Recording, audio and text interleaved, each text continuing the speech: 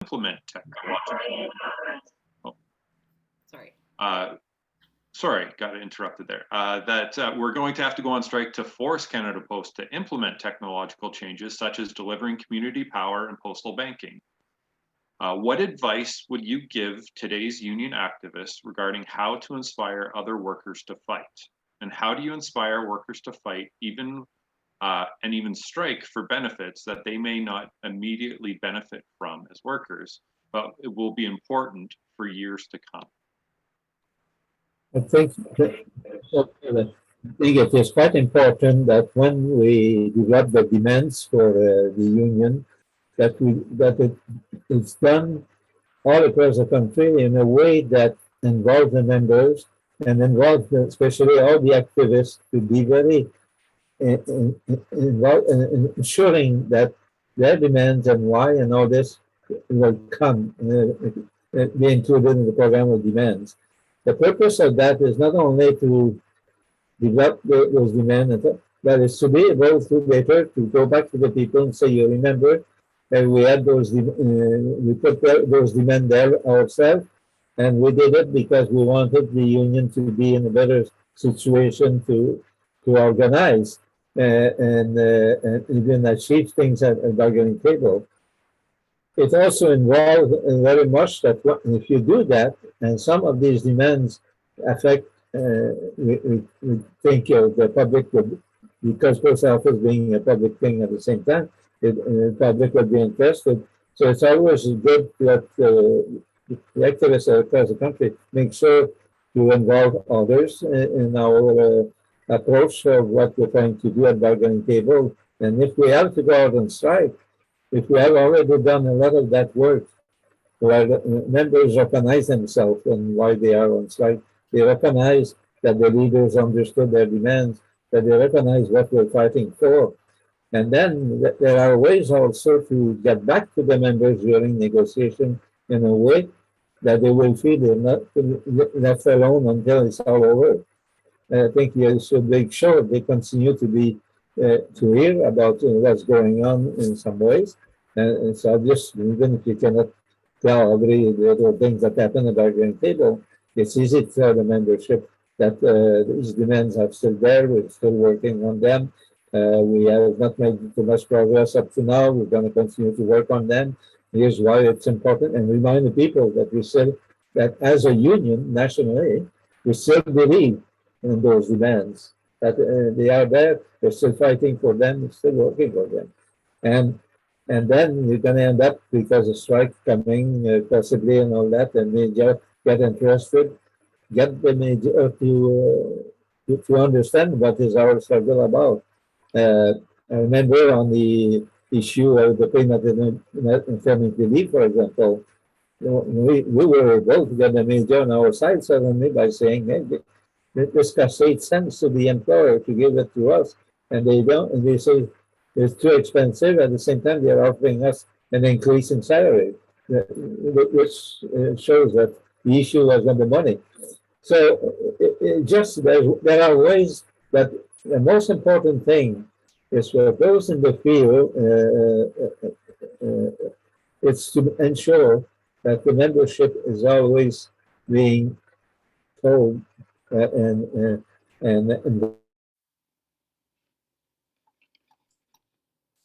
I think we lost you there, your audio, Brother Parrot.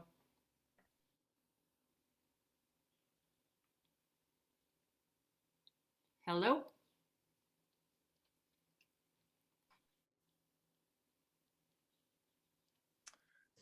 Brother Parrot, can you hear me? He did say he was having computer trouble, so might have lost him again. Yeah. I'll give him a call again. Maybe go back to Robert in the meantime, and if other people had, yeah, I'll give him a call. Yeah, absolutely. Okay. Yeah, it sounds like we were getting some good information about the. To me, it sounded like what Brother Parrot was saying too, is that there's a relationship, a back and forth relationship with trying to get people active in the union. Yeah. And that if people see that if we see that if we feel that National is standing up for us, we're going to be more inspired to stand up for ourselves as well. So I'm not sure if anyone else was picking that up, but any of the other panelists have a comment on stuff Brother Pro was saying there? Yeah, I found that really interesting, how that relationship between the national executive and the work floor, that there has to be that communication, that there has to be that relationship, and it's not a one-way street, that it's a two-way street. I think someone in the comments made a comment about that as well. The accountability circle. If workers stand up, the union execs will stand up, and if union execs stand up, the workers will. Thank you, Kelly, for that. Yeah, Matthew? exactly. Another thing, yeah, Kelly was saying that like if we're being pit against each other, bosses only need to step back and watch. Seen that happen a lot on our work floors. Absolutely. Okay, it looks like we have time to get to Robert's comment and question. Yeah, thank you. This is the first time I've watched this documentary. It was very good. I just kind of want to share some thoughts on the thing about solidarity. And I wanted to start off actually with the fact that in my workplace, I work in the EMPP, and a lot of people are angry, and justifiably so. We had that 2% raise, which I'm going to take if I can, but obviously like it's not enough. It's a pay cut effectively because inflation is rampant. You have grocery prices going up. You have gas prices going up. You have car insurance going up, which that's more, I'm not sure if it's everywhere in Canada, but I know it's Kenny's doing that in Alberta. But you have all these prices going up. Things are not getting better. They're stagnating or getting worse. And people are justifiably angry about that. And postal workers are getting upset about that too. And on top of that, you have management introducing things that the postal workers are not for. Like I've heard from the letter carriers, they have this SSD system, which is work intensification, effectively. More work for less money. You have supervisors who are rude, who are suppressing WCB claims and all these things. And people are angry. And yeah, I mean, we are in 1978 where we have 26,000 postal workers on the street together in solidarity. We have right now a Zoom meeting of 26 people, and this is going to take a while. But one friend of mine actually made the comment that the consciousness of the workers right now is like that of a teenager, and a younger teenager, where they are angry, they're sick of everything and how things are running, but they just aren't there. They aren't at that rebellious stage where they're ready to figure out how to fight for themselves. They're getting there. And I think we just have to be a little bit more patient with this and just kind of work with them. But they are getting there, and we will have to build that solidarity with them and, you know, push them into that stage of that rebellious stage. And we have Robert, this is a great point, and I don't mean to interrupt, but I want to say that like one thing, it just reminds me of something from when we were having our book club discussion on Jean-Claude Parrot's book. One of the things he was really clear about was like meeting the members where they're at. Like you can only go so far. You can have all like the ambitious organizing visions in the world, but you're only going to go so far as maybe even your least or your most hesitant activist. I mean, you know, have you, like well, maybe we can like get back to a comment from Devin who just facilitated Welcome to CUPW class. So maybe Devin, you could speak to that, but go ahead and finish up, Robert.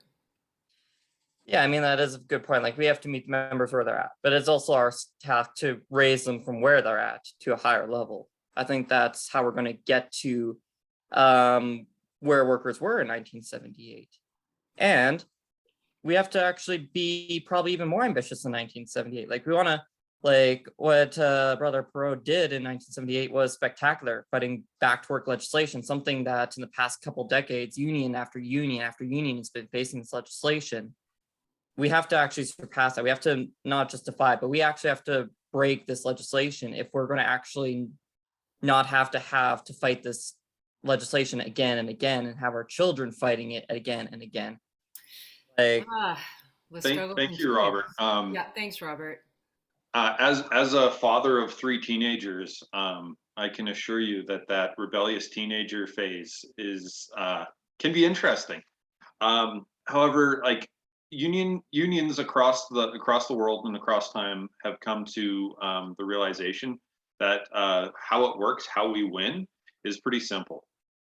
It's not easy, but it's simple, and it's agitation, education, and organizing. That's what it comes down to. It looks different in different places, but that's so often that's that's what it comes down to, is meeting people where they're at, agitating them, finding out what's actually going on in their lives, the issues that they face, and giving them hope for change. And Melanie, as you were talking about some of that anger that we have in our coworkers and ourselves, that we need to give people hope that they can make a difference, and we need to give people hope that they can make a change. Can you hear me? Welcome back, brother. Welcome back. We can hear you. We can see you. Okay, we got a small computer here, and then look, we're going to be able That's to okay. keep on going. Fantastic. The struggle really does continue. We did it. We overcame the struggle. Yeah. We beat it. Oh, there we go. The pin. This is, again, I'm just trying to fix this. For sure. Okay. We're gonna maybe let you get settled there for a second. We're gonna get a quick comment from our health and safety officer, Rajpal Sembi, and then we're just kind of having a little roundtable right now. So Rajpal, go ahead. Yeah, thank you. And thanks for everyone that put this on. It's really a great opportunity to always meet with Brother Jean-Claude Parrot.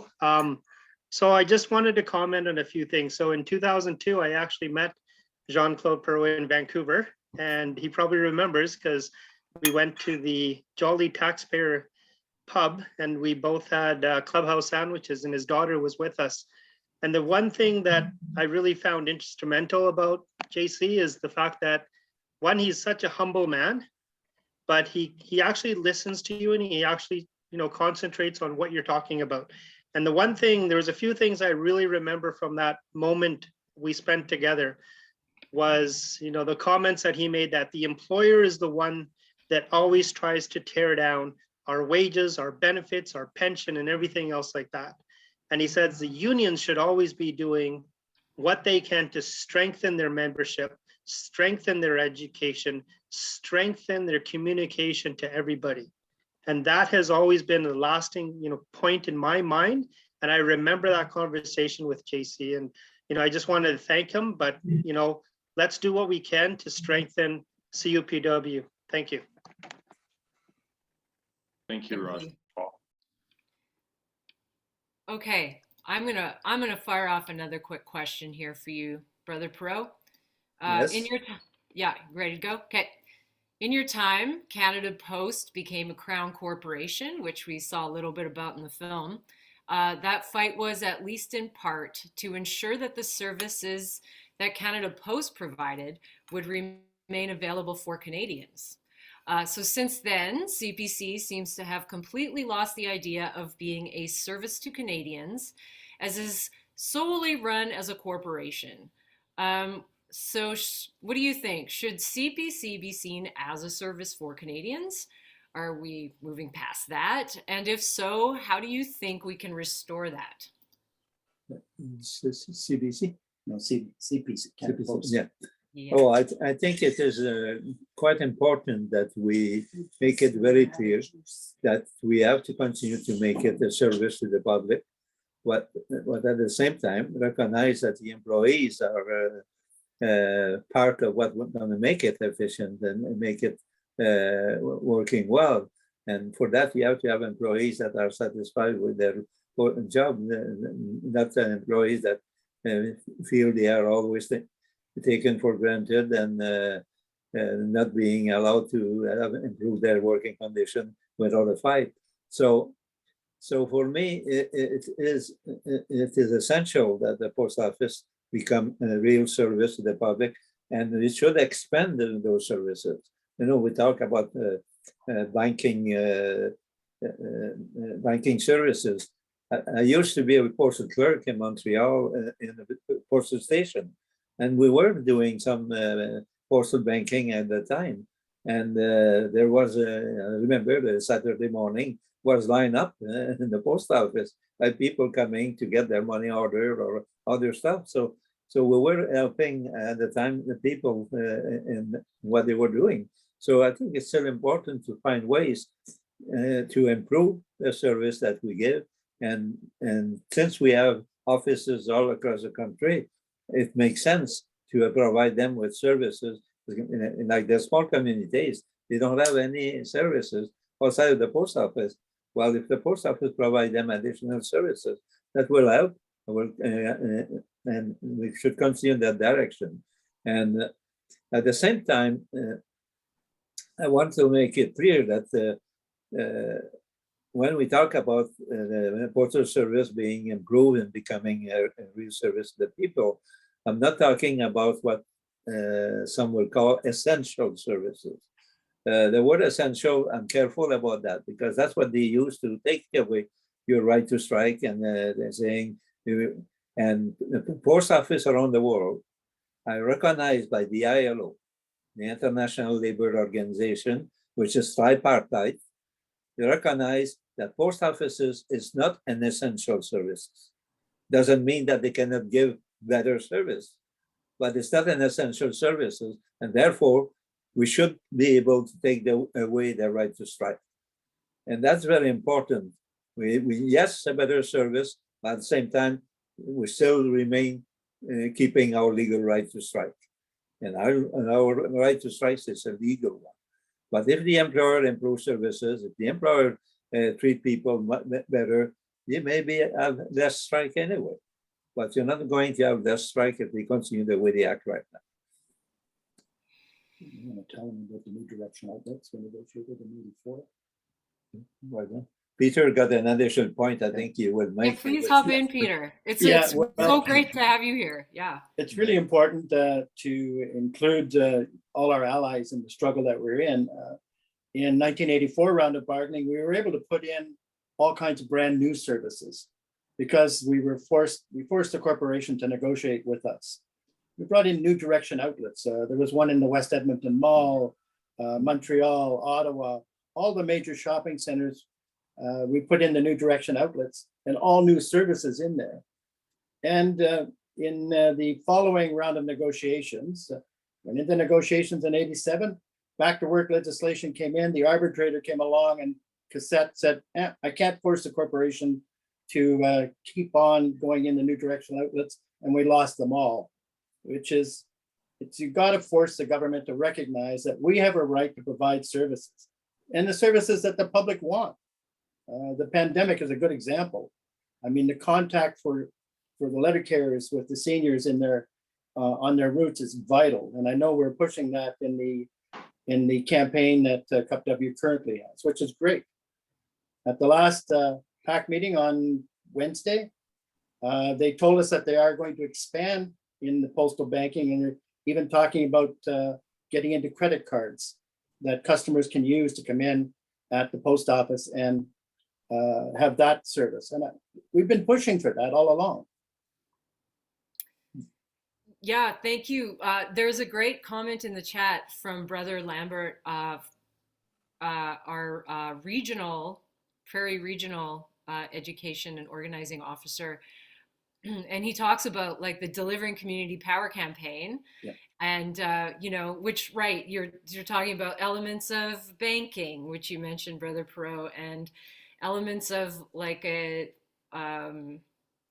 providing free Wi-Fi, providing grocery delivery, like really embedding ourselves in the community as people who are already going door to door and people who are already going to these places every single day. Yeah. It makes so much sense, right? So anyone else from the panel want to jump in? Devin or Matthew? Go ahead, Matthew. You've been pretty quiet. Oh, Well, my question is up for Brother Parrot, but yeah, I mean, I agree. Like, you know, expansion of services is so important, and yeah, keeping us as viable. You know, postal workers are a bit of the fabric of the community, right? From just, you know, being around there. I really hope senior check-ins happen at some point. You know, that's one of my favorite aspects of delivering community power for sure. So, Absolutely. should I get into my question then? Sure, let's do it. Okay, sure. So, Brother Parrot, Canada Post did not seem to want to negotiate collective agreements when you were president. And the hope was that by turning it into a crown corporation, Canada Post would be more likely to negotiate.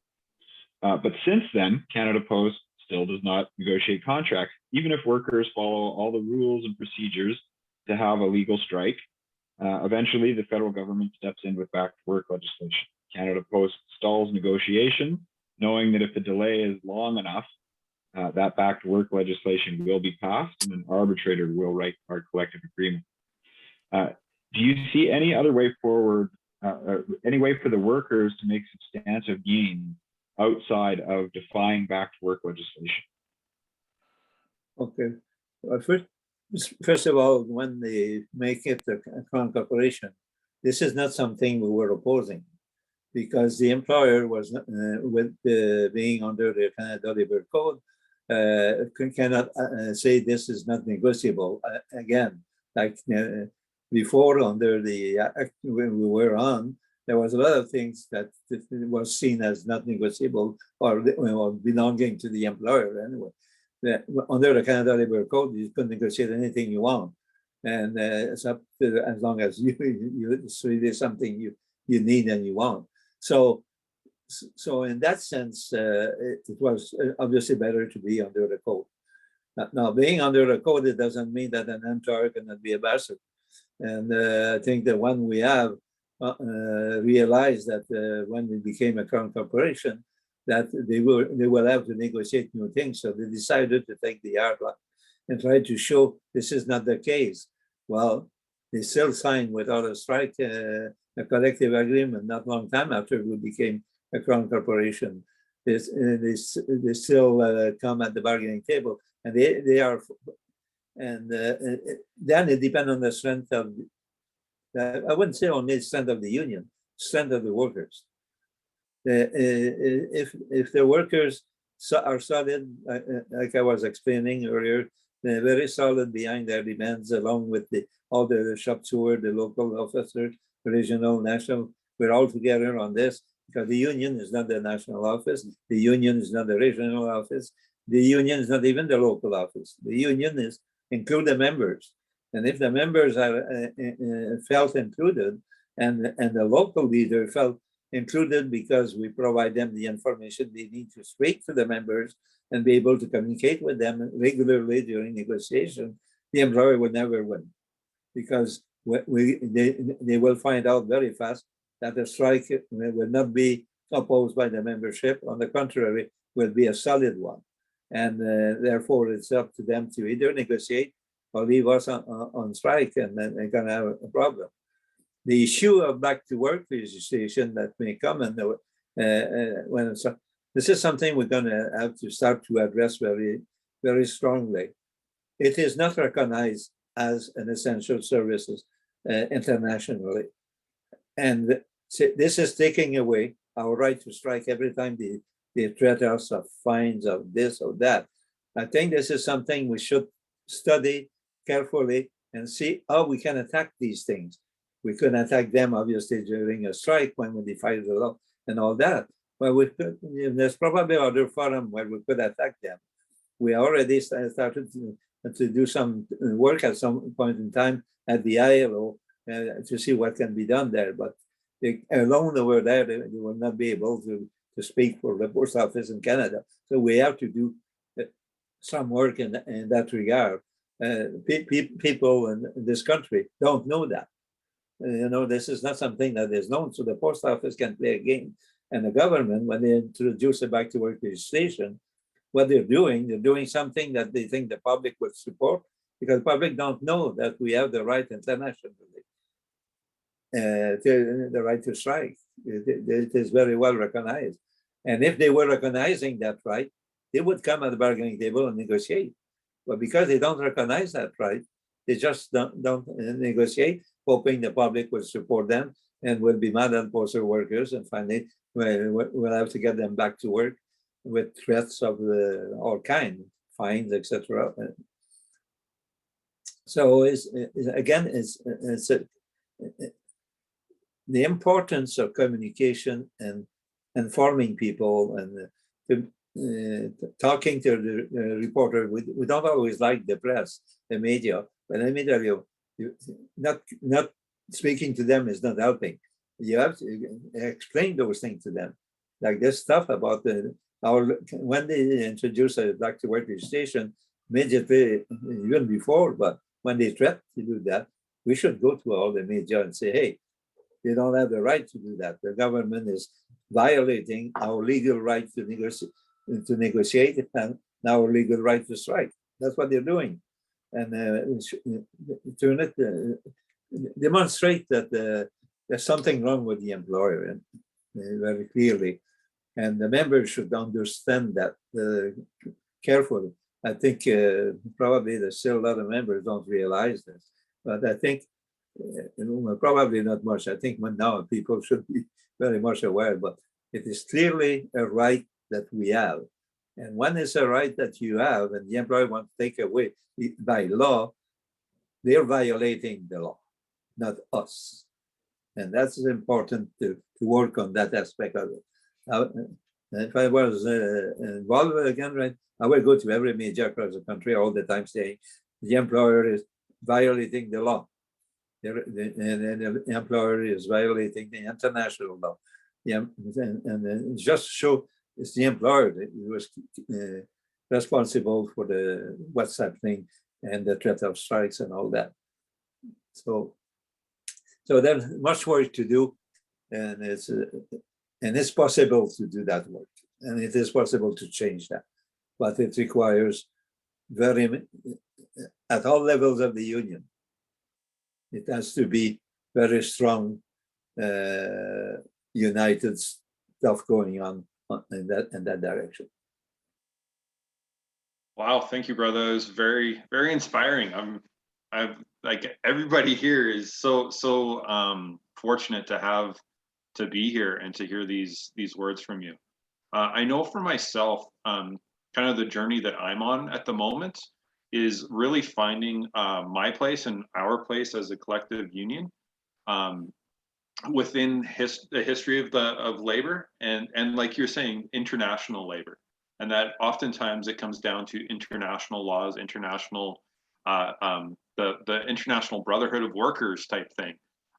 But specifically, as far as like your journey, I'd love to hear a little bit more about your journey becoming more active in your union, and about what you think are the qualifications a worker needs to become active in the union. Oh, that's an interesting question. I think what they need, first of all, is it's a feeling they believe in justice for people, that they understand that there's things wrong and we have to change those things.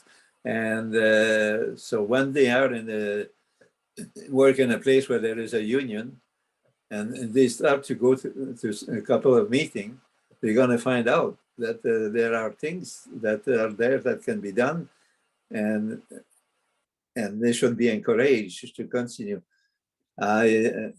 Myself, I was not necessarily a trade union leader when I grew up as a kid, far from there.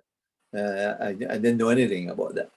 I went to work in a bank for 2 years, and then there was an opening competition in the post office, and on my 18th birthday, they hired me. They couldn't hire me before. So they hired me, and I became and I was several years doing almost nothing. I knew there was an association, which I signed the card with.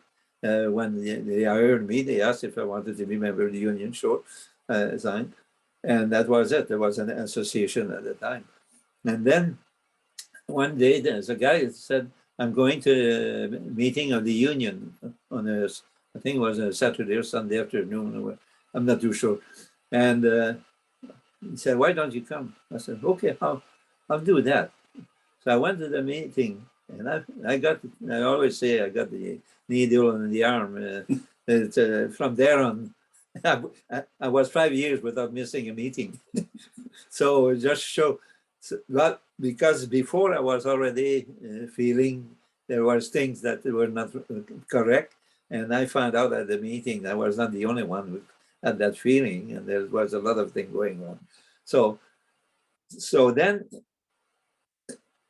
the president, the activists that are there right now, and the officers and local levels, at all levels, and substeward, and even those who are involved are not substeward, not officer, but you know they are always there when you need them.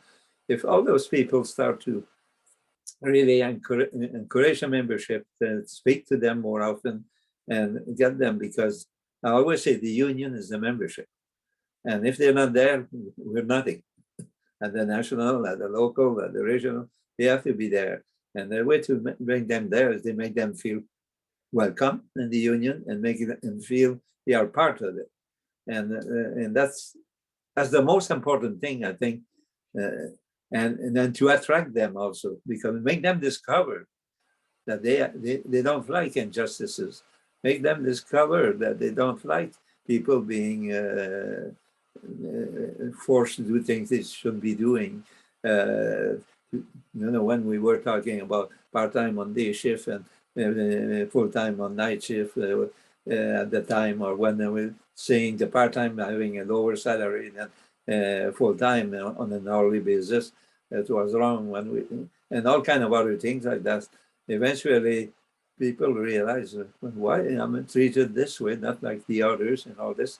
And this is how we make the union going up. I was in Montreal, and let me tell you, we changed the local completely from a very quiet one to becoming a very, very strong one. So, and then the fight goes on. When we wanted to change the union at the national level, that's not necessarily the officer or the people, but change the union as such, make it more.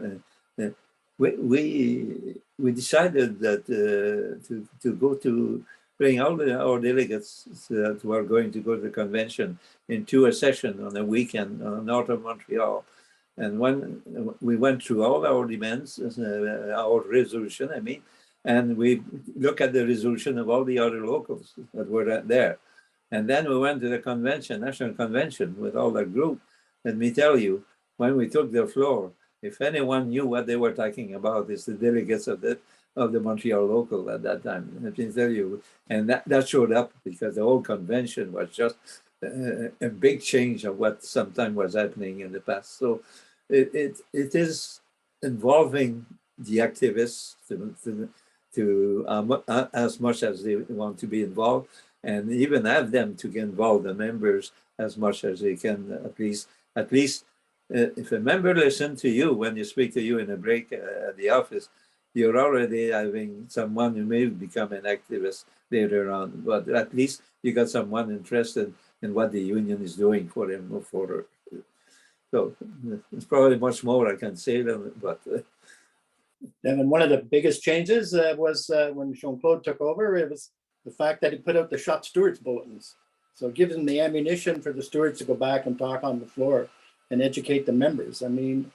What you're doing in the Edmonton Local, as you said earlier, getting introductory, education to the membership themselves, it's very, very important. I'd like to see every member in CUPW be a shop steward, because that's where you get the knowledge and you get the more protections as the stewards on the floor. It's the key to all of the union is the stewardship, shop stewards on the floor itself. Absolutely. Go ahead. Well, just one more thing. On my case, so what happened is when I went to the first meetings, I find out that they were sending people to education seminars organized by the GFL, FTQ. So I raised my hand. I would like to go to one of these. But let me tell you, that helped me to change also and to understand better what's going on in this work with the labor movement. So I became a strong activist, obviously, from there on. Thank you. I love the part about how you're talking about bringing to people their sense of justice. And that's actually how I got the hook got put in my mouth. Was I was actually making fun of one of our shop stewards. I was pretty new at the post office, and he was a very dedicated, very capable shop steward. And I was kind of giving him a hard time about how much harder he had to work and how much work he was doing as a shop steward. And he just looked at me and said, well, it's a question of whether or not you want to fight injustice. And like, you know, he just said that and then went back to sorting his mail. And at the time I was like, huh, that's a weird thing for him to say, but it stuck. It was a little seed that got into my brain.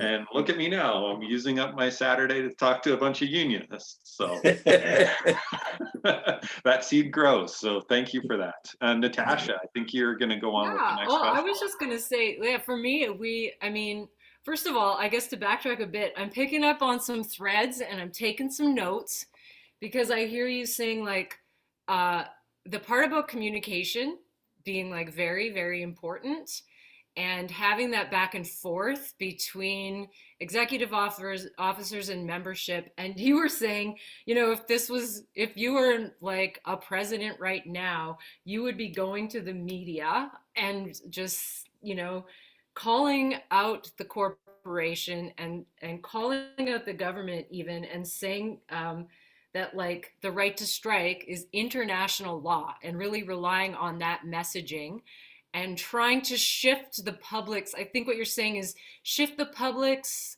perception so that we don't look like the guy said in the film, you know, people gathered in dark cloaks in a corner where people just working class folk trying to, you know, raise the profile for everybody, right?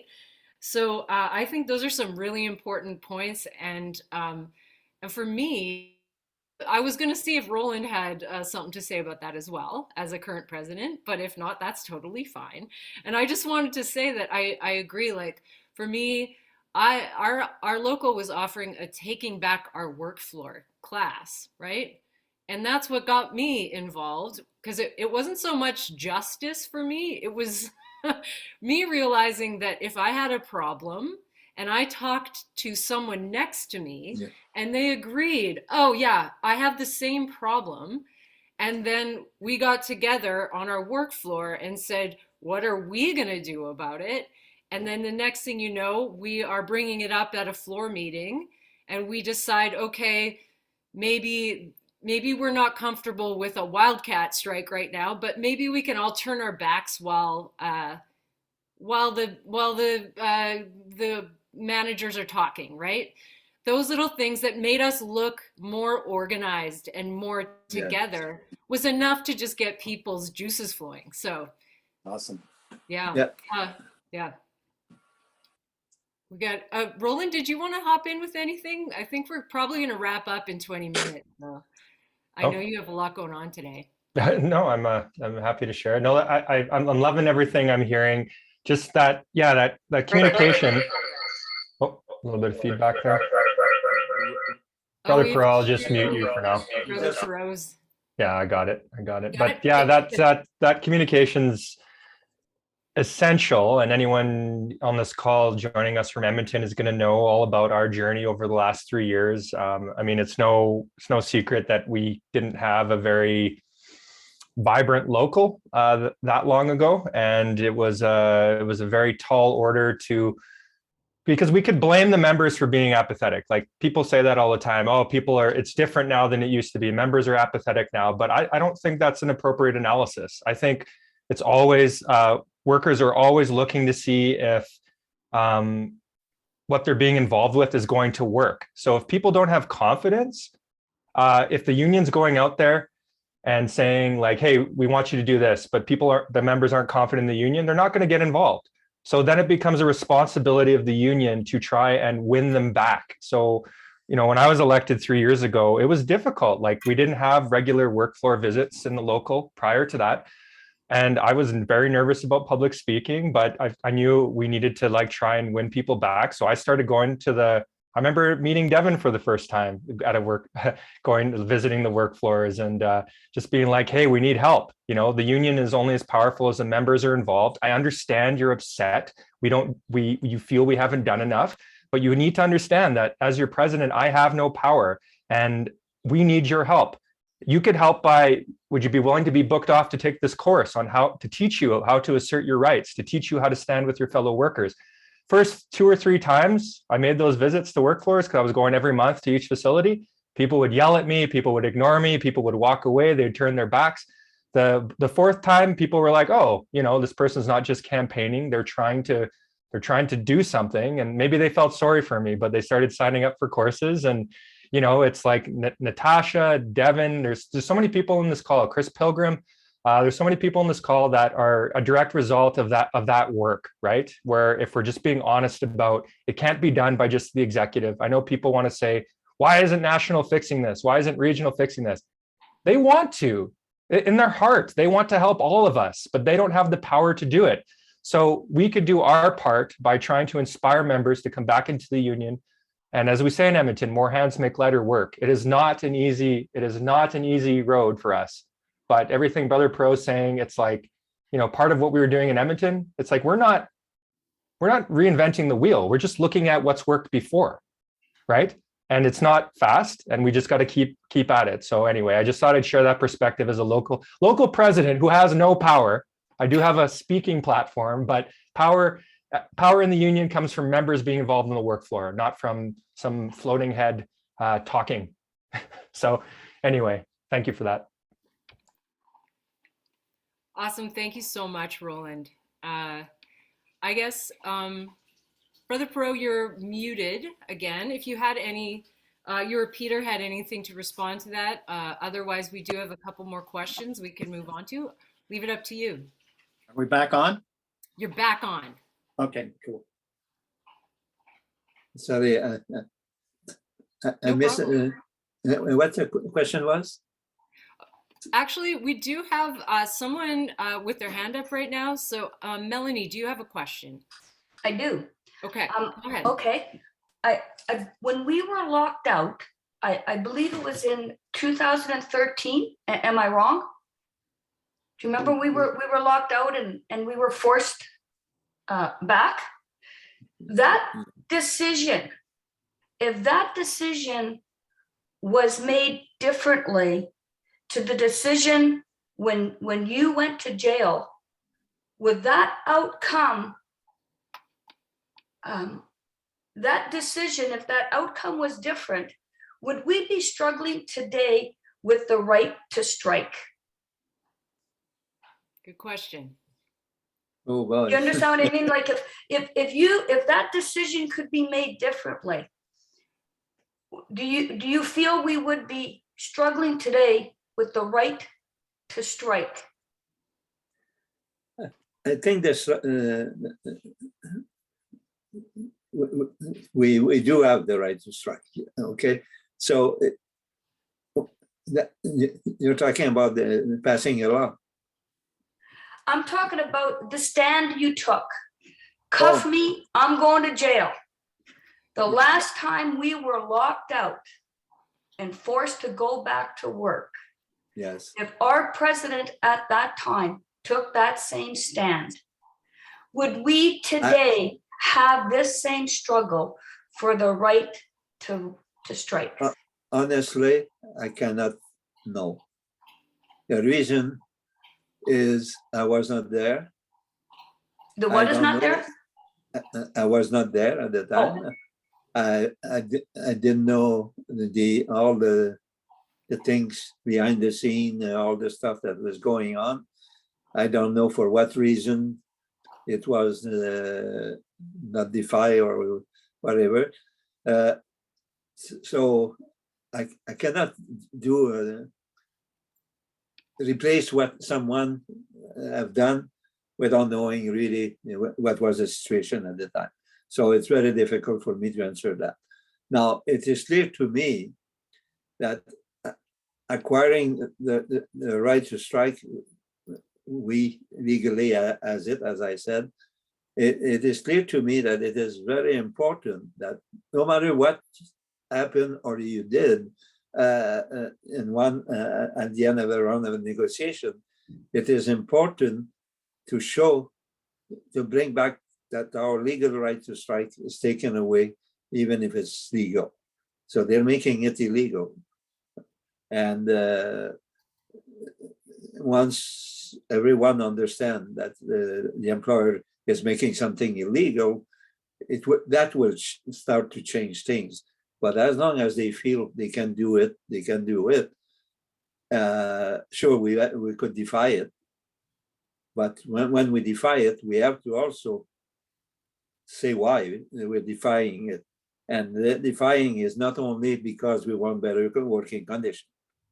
The defying is also because they're taking away my rights.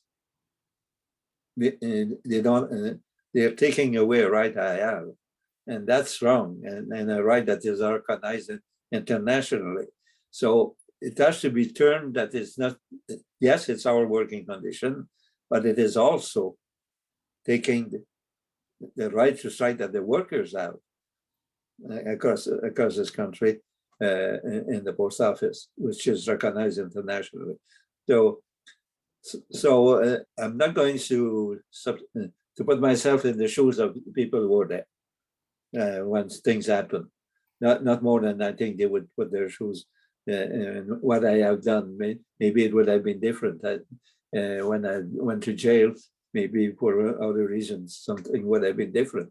But it is important that the judgment call by the national officer or the president has to be supported by, obviously, by the executive and should not hurt the membership. But sometime you may have decided, like in one time we went back to work before everything was settled, and still we settled a good collective agreement. But the next round of negotiation, because we have prepared the ground for that, we signed without a strike. And the reason we signed without a strike is because we were telling them, no matter what happened last time, that the negotiations are not over, and this time we're going forever if it's need be. And they sent the minister at the table, and he signed all the clauses, and the employer was looking at him like if he was crazy, but he signed a lot of clauses that the employer would never have signed, and this without a strike. So the 78 strike was not only the negotiation of 78, it was also what they gave us after that. In 1980, we signed without a strike. And then later on, we went and strike for a paid maternity leave. They didn't pass a law. See, because they knew, and that issue publicly, they were wrong. I went to some hotlines all across the country, and they were wrong. They couldn't fight us on the paid maternity leave, and obviously it was not the only issue in the table, but that's the one that we were talking a lot because we wanted it definitely, and at the same time the employer looked foolish on that one. It was almost no cost to them. And they were objecting to it and forcing us to go on strike for that. And so they look crazy. So it's ways. And there are, in every round of negotiation, there's possibility of finding ways to show that the employer is not the one who is the good guy. I like that. If I might add, just on that question, in 78, we didn't have the support of the CLC. In fact, McDermott went off and called us nothing but a bunch of skunks urinating on the labor movement, marching to a different drummer. But we took McDermott on in all of the federations across Canada and forced him in 80 to come to the table. So you have to have the support of not only your membership, but also your allies. And we've got natural allies within the labor movement. You can't just go when it's your turn to go on strike and say, okay, I want your support. You have to be on their picket lines. So they know who you are and they know you were there in their struggle. So that is vital when you're going into a fight. You need to have your allies aware of what the issues are and also ready to support you when you do take on that issue. Yeah, yeah, that's an amazing point. Wycliffe, are we getting close to a question you were going to ask, actually? Yes, actually, and thank you, Brother Parrot, for sharing this, and thank you, Brother Peter. I was going to ask that same question. During that period of time, the question is, what did we learn, or what did we need to unlearn in order to get our allies within the labor movement involved? Because I also noticed that they were not supportive of CUPW defying the legislation. But then what happened was, I saw that in elections after that, we had you involved in CLC in a leadership position. So is there something else? I know Brother Peter has shared about being there for our allies in whatever struggle they are in. What else can we do as CUPW members in order to get not only our membership involved, but also our allies and those who may have different opinions with us going forward? Okay, well, first of all, CUPW should be having delegates in every labor council, local city labor council, at the Federation of Labor, and at the CLC. We should be present in all the places where we have a right to be there. We should be there, and it's very important. And if we got people, in addition to that got elected on some of those positions, it's even better. Like in us in Montreal, when I was there at the time, we were involved in the District Labor Council, and suddenly they realized postal workers were very active, and ended up having someone on the executive from CUPW. And across the country, I'm sure there's a lot of locals that have a labor council that have a CUPW member on their executive. So it's, and surely many participating, but if it's not the case, it should be. So this is very important to want, and the way to do that is to, we're happy when they come on our picket lines. I'm sure they'll be happy if we go on their picket lines. If they organize a demonstration on something, you'll be happy if this bunch of postal workers being there supporting them. And I know I participated in a lot of these things in my life, and that it's always important to the point that they get you to speak at those things, because they realize that it's good for them to have someone from another union coming and explaining why they're supporting you, you know. So I think the support of each other is a very important one. It makes us the labor movement stronger, and it makes our own union stronger because of that. And we got more people involved too, because that's opening a lot of doors for people to be able to get involved in and to participate.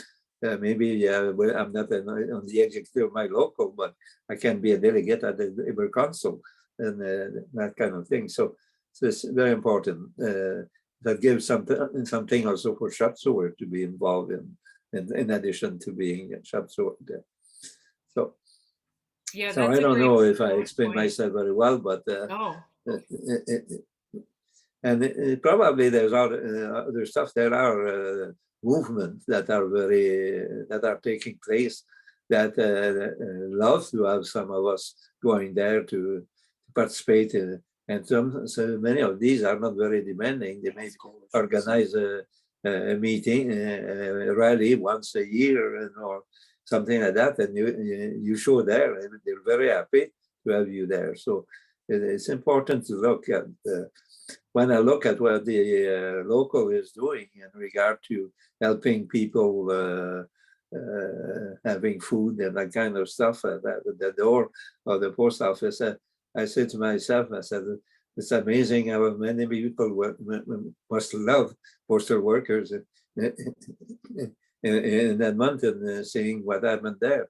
Even if this has nothing to do with the union as such, they'll still recognize that the postal workers are very good friends. So I think it's clearly up to us to make ourselves, give ourselves a lot of friends across this country and everywhere and every kind of things. So, but being a militant means also really willing to give some hours. It's funny to go from being a letter carrier who's angry about too many flyers to a delegate on a labor council and giving those many hours. Very relatable comment. Yeah, that's true. Yeah. Well, I couldn't have scripted a better kind of closing to our meeting. That was just fantastic. Thank you all for sticking around through our wild ride of technical issues. I think we finally got it settled. Peter Whitaker, what a treat to have you pop in. That was fantastic as well. It's all my Brother pleasure Pro. to get an opportunity to get back to, seeing Brother Wycliffe again. I had an opportunity to work with him in 2015 when we did the RV tour across Canada. Oh, amazing. Yeah, just amazing what's going on in the locals that I found in 2015. And every local we went into, I mean, the members were just like sponges wanting to soak up the information that we were providing. And that's what you have to do, reach out wherever you can. One thing in '84 that helped, we brought the Catholic bishops into our union hall and talked to the Catholic bishops. They went back on their pulpits and talked about what postal workers were doing, expanding services and how it was good for the community. And I, whoa, yeah, it's like the Alinsky thing. You find somebody, what's their issue? Bring them into the group. Well, what's your issue? Bring them into the group so that they all feel part and connected in the fight. Love it. Yeah. Anyway, my pleasure to see everybody again, and thanks for the opportunity. Well, me too. Thank you so much. I really congratulate the local to do this thing. It's really make me no regrets of having written that book. It's one of my favorites now. Yeah, really but is. I did it for the activists, for the militant, and I did it for the shop steward. I wanted them to have the history of the union as seen by me, because obviously and from what I did, from my own knowledge. So, I did it, and I think it's a very clear things that is helping many of the activists to understand the past struggles. Any final comments from our panelists? I think we're right at time. Thank you all for joining us. Matthew, Devin, Roland. Well, I mean, I had a lot of seconding going on there. When Roland was talking about communication and just building locals and stuff like that. Yeah, I mean, I think some of us really understand the importance of just trying to empower the membership and making things better for not just postal workers, but all workers around the world. Really, thanks for having me. It's great to be here on a Saturday with everybody. Special thanks to the brothers in Ottawa there, Parrot and Whitaker. Nice to see you gentlemen again. it was a great pleasure for me. And me as well. I just want to thank everyone for coming. It's just been a wonderful time, and just a reminder to us all that we are the union, and that we can be the change that we want to see within our union and within our country. If I can add one thing to make a shameless pitch, the National Organization of Retired Postal Workers has retirees in every local that need to be reached out and involve them in the struggle. And that's an important piece too, to get the retirees to come in and mentor people or even help at people. We don't need any gatekeepers out there. Just come in and let them, use their knowledge to pass that on to the brothers and sisters on the shop floor who they work with over the years. It's a really important piece. Yeah, the old people like me who were there at the time of those struggles would be helpful. Well, we were on the picket line when they forced you back to work, and some of us went to jail for it, but that's the price you pay when you're out supporting a just cause. Hear, hear. Okay, Roland. Everything that's needed to be said has been said. Fantastic. Okay. Brother Perot, but thank you so much, and Brother Whitaker, both of you, for sharing your wisdom with us, because it's all been done before. We just have to remember it, right? Yeah. So thank you for reminding us, and we'll do our best to carry on that work. Okay. Excellent. Thank you, Thanks, brother. everyone. Thank you very much. Solidarity. Have a great rest of your Saturday. Okay. All right.